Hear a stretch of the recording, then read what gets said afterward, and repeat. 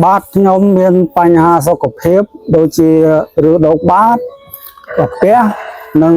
ម៉ោងនោមផ្ទះពោះវៀនហ្នឹងនិងម៉ោងនោមបាទបញ្ហាកាពះហ្នឹងវាចរឆ្អល់ល្ងាចឡើងឆ្អល់លឹមឡើងចិត្តភ្លឺឆ្អល់ធ្វើវីណាប្រូនេះខ្ញុំប្រើទៅបានធូរប្រហែលជា85%បាទវាសួរលោកពូបាទមានសុខមួយបាទលោកពូទីតាំងនេះគេហៅភូមិអីឃុំអីដែរលោកពូនៅទីតាំងនេះគេហៅភូមិតាព្រំសង្កាត់ព្រែកឯងខណ្ឌច្បារអំពៅរាជធានីភ្នំពេញបាទលោកពូបាទហ្នឹងហើយលោកពូសម្រាប់បញ្ហាសុខភាពលោកពូពីមុនមកដែលមិនទាន់បានប្រើផលិតផលវីណាប្រូនេះតើលោកពូមានបញ្ហាសុខភាពអ្វីខ្លះលោកពូបាទខ្ញុំមានបញ្ហាសុខភាពដូចជាឬដុកបាតកាពះនិង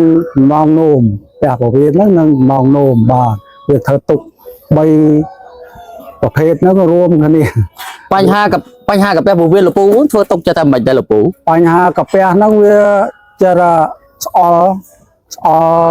ល្ងាចឡើងឆ្អល់លឹមឡើងចិត្តភ្លឺឆ្អល់ធ្វើទុកដូចពលអីចឹងល្ងាប់ល្ងើធ្វើទុកពេញខ្លួនបាទលោកពូហូបអីក៏ពិបាកហូបអត់ចង់ចូលហើយអាធូងจะចុកណែនធូងនឹងจะភើបញ្ហាតម្រងនោមអីមិនដែរលោកពូម្ដងនោមវាពីមុនមកតន់ហូបវីណាប្រូហ្នឹងវាจะនោមញឹកលោកពូណាបាទនោមញឹកឲ្យឈឺតងផ្ងាស់នឹងហើយពេទ្យគេកោមើលគេថាយើងនឹងវាក្រិនអារ៉ែងកពេញប៉ូស្តាតនិងក្រាស់នឹងសកបឡោកនោមចុះសម្រាប់បញ្ហាឬដងបាតដែរលោកពូបញ្ហាឬដងបាត